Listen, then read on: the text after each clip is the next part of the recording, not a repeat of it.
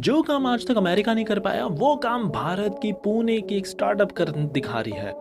Anti satellite directed energy weapon बनाना सुनकर ही इम्पॉसिबल सा लगता है, लेकिन इस भारतीय स्टार्टअप के लिए नहीं। आखिरकार कैसे ये टेक्नोलॉजी डेवलप कर रहे हैं और क्या है इनका एक सीक्रेट सॉस, मैं आपको आगे इस वीडियो बताऊंगा। यूक्रेन की ड्रोन टेक्नोलॉजी अब भारत को मिलने जा रही है, क्योंकि यूक्रेन के को फाउंडर्स द्वारा फाउंड की गई कंपनी भारतीय कंपनी के साथ पार्टनरशिप कर चुकी है और हमको मिलने जा रही है कुछ बहुत ही ज़्यादा सीक्रेटिव ड्रोन टेक्नोलॉजी। ये भी मैं बताऊंगा आपको, बहुत ही मज़ेदार है ये टेक्नोलॉजी।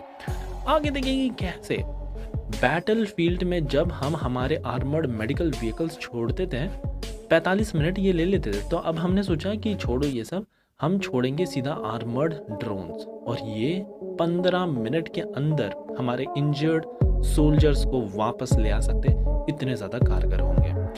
आगे देखिए कैसे भारत एक बहुत बड़ी डील अब साइन करने जा रहा है ब्राज़ील, कनाडा, फ्रांस और नीदरलैंड्स के साथ। ऑलरेडी हमने अर्जेंटीना, ऑस्ट्रेलिया और जापान के साथ तो डील साबित कर ही लिए, लेकिन अब चाइना को पूरी तरह से काटने की तैयारी की जा रही है। और फाइनली जानिए कैसे भारत का जो एमका था ना, यहाँ पर पहले ऐसा लग रहा था कि एक ही कंपनी को दे देंगे, लेकिन नहीं, अब यहाँ पर टियर 2 टियर 3 डेवलप किए गए हैं।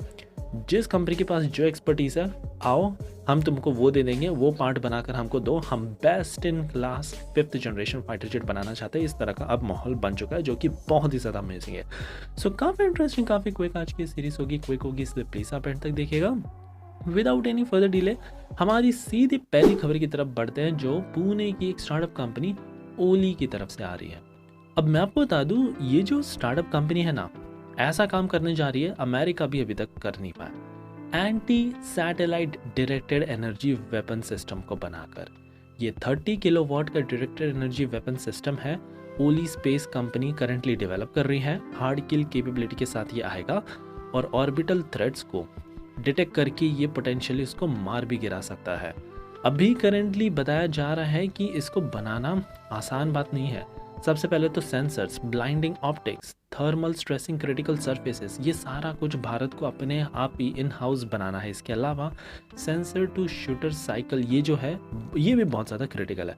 अब मान लो आमतौर पर हमारी जो डायरेक्टेड एनर्जी वेपन है उसकी रेंज कितनी होती है, 6 किलोमीटर, 20 किलोमीटर, लेकिन ये तो सीधा स्पेस में जाकर किसी भी सैटेलाइट को तबाह करने का प्लान बना चुकी है। और यहाँ पर काफ़ी सारी चैलेंजेस के जरिए इनको गुजरना पड़ेगा। एटमॉस्फेरिक डिस्टॉर्शन, प्रिसाइज ट्रैकिंग और कई तमाम आउटपुट इंक्रीज कब करना है, डिक्रीज कब करना है, ये बहुत सारे चैलेंजेस है। लेकिन ये पुणे की स्टार्टअप कंपनी कह रही है कि हम ये बनाकर ही रहेंगे अगले 4 से 5 साल के भीतर। सो देखने लायक होगा कि भारत के पास कब ये फ्यूचरिस्टिक टेक्नोलॉजी आती है।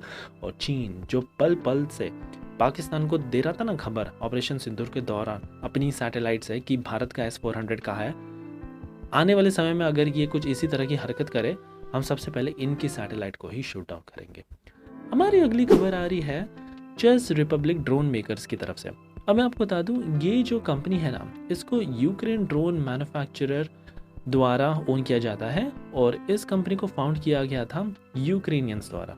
और इसी कंपनी ने भारत की कंपनी के साथ पार्टनरशिप कर ली है, यहाँ पर भारतीय company Tunga aerospace industries private limited के साथ। और अब दोनों ही मिलकर एक कॉम्प्रिहेंसिव सपोर्ट पैकेज डेवलप करने जा रहे हैं। अनमैन्ड पूरी तरह से ये होगा, ऑपरेशनल इंटीग्रेशन सर्विस के साथ, और इनके पास एक प्रोप्राइटरी मोड टेक्नोलॉजी है जो भारत को मिल जाएगी। यूक्रेन रशिया वॉर में यूक्रेन ने भर भर के ड्रोन्स का यूज़ किया है, कितने ज़्यादा इफेक्टिव थे ये तो दिख ही चुका है। और भारत को भी कुछ इसी तरह की ड्रोन टेक्नोलॉजी अब मिलने जा रही है। जो बायरक्तर TB2 ड्रोन है टर्की के, उसको तो ऑलरेडी हमने काटने की टेक्नोलॉजी डेवलप कर ली, लेकिन ये उससे भी ज़्यादा एक सस्ता ऑल्टरनेटिव भारत के सामने निकल कर आया। हमारी अगली खबर आ रही है भारत के futuristic flying armoured medical vehicle की तरफ से। अभी करेंटली ऐसी सिचुएशन है, अगर कोई भी हमारा सोल्जर इंजर्ड होता है, हमारे पास 2 ऑप्शन है, इधर हम भेजेंगे हमारा BMP या फिर हमारे पास है डेडिकेटेड आर्मर्ड एम्बुलेंस।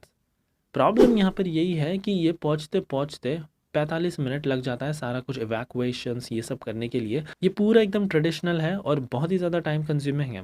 लेकिन अब भारतीय आर्मी ने डिसाइड किया है कि बस बहुत हो गया ये सब नाटक, अब हम ड्रोन्स को भी यूज़ करेंगे एज एन एम्बुलेंस। तो इसीलिए एक बहुत ही स्पेशल अनमैन्ड और आर्मर्ड ड्रोन टेक्नोलॉजी डेवलप की जा रही है। जो 45 मिनट में पहले काम होता था वो अब 15 मिनट के भीतर ये कर देगा। और सोच कर देखिए, एक एक मिनट कीमती होता है इस तरह की सिचुएशन में।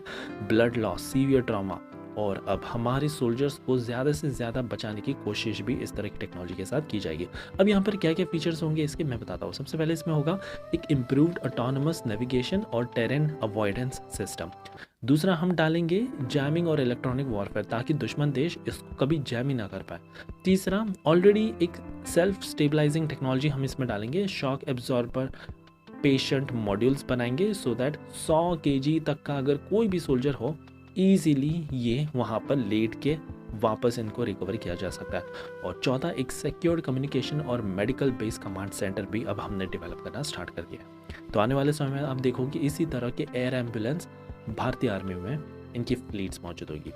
हमारी अगली खबर आ रही है भारत को मिलने जा रहे एक बड़े खजाने को लेकर। चीन की हमेशा से यहाँ पर बादशाहत रही है लिथियम्स और कई तमाम क्रिटिकल रेयर अर्थ एलिमेंट्स को लेकर, लेकिन अब भारत इनको काटने की तैयारी कर रहा है। ब्राज़ील, कनाडा, फ्रांस, नेदरलैंड्स, 4 देशों के साथ हमने हाथ मिला लिया है। अब हम सब मिलकर एक कॉन्ट्रैक्ट पहले तो बनाएंगे और यहाँ पर सभी देशों में, ये जितने भी देश हैं मैंने बताया, यहाँ एक्सप्लोरिंग करना स्टार्ट कर देंगे फॉर क्रिटिकल एलिमेंट्स, जिसमें लिथियम और कई तमाम बाकी के वैल्यूएबल रेयर अर्थ एलिमेंट्स शामिल है। अभी कनाडा के प्राइम मिनिस्टर मार्क कार्नी भी मार्च में आने वाले इंडिया में। हम इनके साथ डील साइन कर लेंगे फॉर यूरेनियम, एनर्जी, मिनरल्स और आर्टिफिशियल इंटेलिजेंस। इसके बाद ऑलरेडी हमने अर्जेंटीना, ऑस्ट्रेलिया, जापान के साथ तो साइन कर ही लिया है, लेकिन एक बार इन बाकी कंट्रीज के साथ हो जाए, ब्राज़ील, कनाडा, फ्रांस, नेदरलैंड्स, आगे चलकर हम पेरू, चिली, ये बहुत ज़्यादा स्ट्रेटेजी क्योंकि इनके पास ही है पूरा लिथियम का भंडार, इनके साथ भी हम साइन कर लेंगे। और अगर भारत को इन के मार्केट का एक्सेस मिल गया, हमारी लिथियम बैटरी व्हीकल्स बहुत ज़्यादा सस्ती बन सकती है। तो देखने लायक होगा कि ये कब होता है। हमारी फाइनली आखिरी खबर वैसे अमेरिका की तरफ से आई है। ट्रेडिशनली क्या होता था कि एक कंपनी को सारा कुछ छोड़ दो, इनको अवार्ड बिजनेस कर दो और ये बनाकर देंगी। अब प्रॉब्लम इसमें ये थी कि एक कंपनी के पास ज़्यादा एक्सपर्टीज़ है, दूसरी कंपनी के पास किसी दूसरी चीज़ में ज़्यादा एक्सपर्टीज़ है, तो वो गलती अब हम हमारी 5th जनरेशन फाइटर जेट में दोहराना नहीं चाहते थे। तो इसलिए अब एमका में डिसाइड किया गया है कि टियर 2, टियर 3 जैसा सिस्टम लाया जाएगा। यहाँ पर एक सप्लायर को सारा कुछ अवार्ड नहीं किया जाएगा। हम सप्लायर्स को पूछेंगे तुम्हारी किस में एक्सपर्टीज है, रेडार में है वो बनाओ, तुम्हारी किस में है, शीट मेटल में है वो करो, तुम्हारी किस में है, स्टेल्थ पेंट में वो करो। तो इस तरह का एक बहुत ही कोलैबोरेटिव और कॉस्ट इफेक्टिव एनवायरनमेंट हम डेवलप करेंगे सो दैट भारत सबसे ज़्यादा पावरफुल एक 5.5 जनरेशन का 5th स्टेल्थी एयरक्राफ्ट बना ले।